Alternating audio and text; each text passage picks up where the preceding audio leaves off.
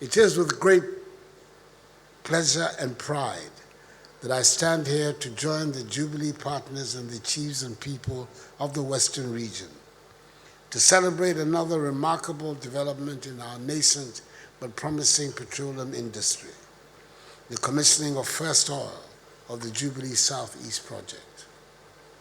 It has been 15 years since the first major commercial oil discovery and 12 continuous years of commercial oil and gas production in Ghana.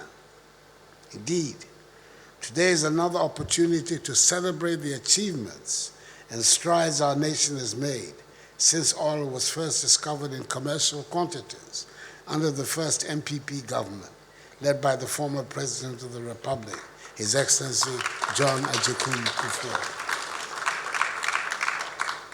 I'm particularly excited because this is a landmark event, this time under the second MPP government, in the development of oil and gas in Ghana, and of the efforts of this country to ensure energy security for its people. I think my fellow Ghanaians should note that it is when the NPP is in office that we make significant discoveries of oil. Ladies and gentlemen, the oil industry has become an important contributor to the growth of our national economy. The significance of the petroleum sector in the Ghanaian economy is evident in its share of gross domestic product, exports, and government revenues. In synergy with other pivotal sectors like mining, services, industry, and agriculture, the oil and gas sector is crucial to our efforts of moving our nation onto the path of sustained progress and prosperity. Today, as we commemorate the delivery of the Jubilee South-East project and the attainment of first oil, I commend warmly the dedicated opera of the Jubilee Field, Tullow Ghana Limited.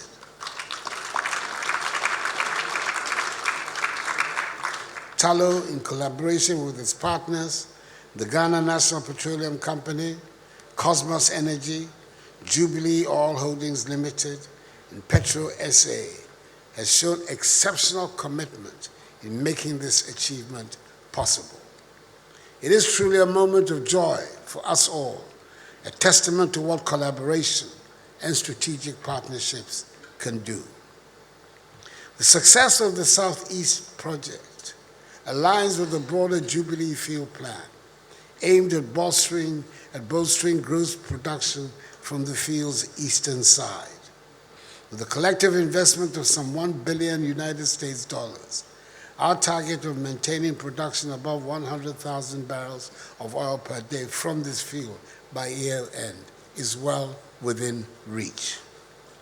With some 300 million barrels of oil estimated within the Jubilee Field, this triumph augments our confidence in other prospects across the nation. Notably, the triumph of the JCE project reinforces my government's determination to encourage further investments from our partners in the 10-field project. This expansion will consolidate our achievements in the sector.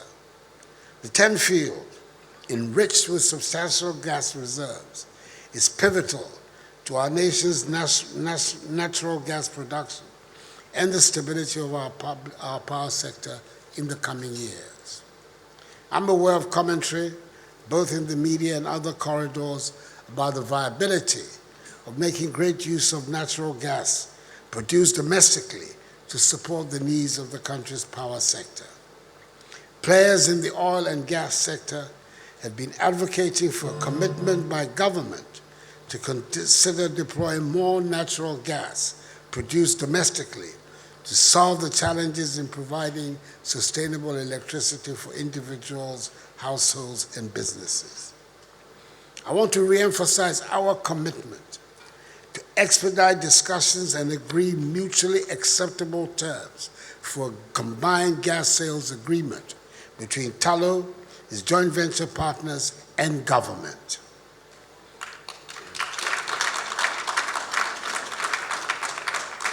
This step will pave the way for heightened success and revenue generation in the sector, fostering the use of natural gas for domestic purposes, and the creation of allied industries. Such utilization is especially critical in meeting approximately half of our power generation requirements. Ladies and gentlemen, our unwavering commitment to the oil and gas sector stems from its potential to reshape our economy, foster sustainable wealth creation, job opportunities, and community development. Organizations such as Tullow thrive in a regulatory environment that understands the times and is able to initiate policies and standards that elevate effectively the performance of the industry for the benefit of their shareholders and the people of Ghana. Government's policy intention is that Ghana should not only be the recipient of direct revenues from upstream petroleum operations, but also create value through local participation. To this end, the Local Content and Ghanaian Participation Law, LI 2204, that was passed in 2013, has been amended to include channel partnerships and strategic alliances in the upstream petroleum sector. Our position of local content is not just about supplying ancillary services to the sector, but also having a stake in the resources as well. We must collectively endeavor to train our people to get to a level where they have the capacity to be able to participate fully in the industry. And our position is to strengthen all training vehicles in the various industries of the energy sector, like the Accelerated Oil and Gas Capacity Building Program, to ensure that Ghanaians have the relevant certification to become competitive and play a fuller role in the industry. That fuller role will be most effectively anchored when we ensure Ghanaian equity participation in the upstream development of our oil and gas resources. Global challenges, including the energy transition, are fully appreciated by us. With Ghana being a signatory to the Paris Agreement, of which the second president of the Fourth Republic, His Excellency John Agyekum Kufuor, was a co-chair of its deliberations, and other international conventions, which require the country to reduce her carbon dioxide emission levels, it has become imperative for Ghana to develop plans and strategies towards the creation of a net zero energy sector. However, as I have reiterated on previous occasions, whilst working hard to combat the effects of climate change, it is also important to protect our development by making sure that our oil reserves do not become stranded assets, but rather a catalyst for our economic growth. And our position on this matter remains unchanged.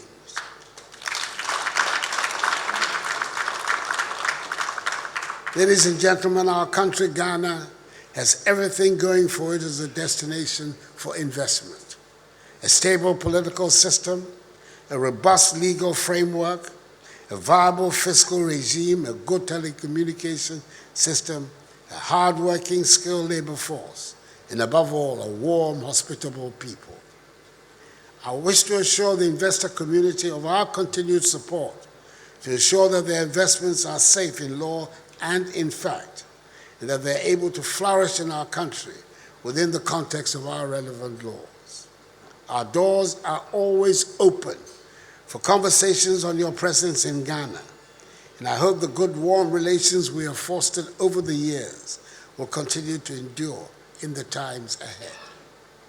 The achievements we celebrate today make me proud and will cement the strides that we have made to position Ghana as a symbol of transformation and hope on the African continent. Let us continue to build upon this foundation. And I end by thanking Tullow and his leadership for making it possible for me to have a most fascinating experience today in being able to tour the FPSO Kwame Nkrumah. I want to thank you very much indeed.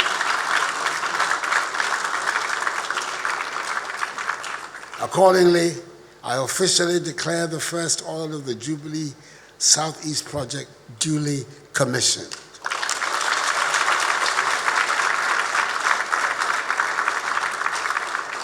May God bless us all in our homeland, Ghana, and make her great and strong. Thank you.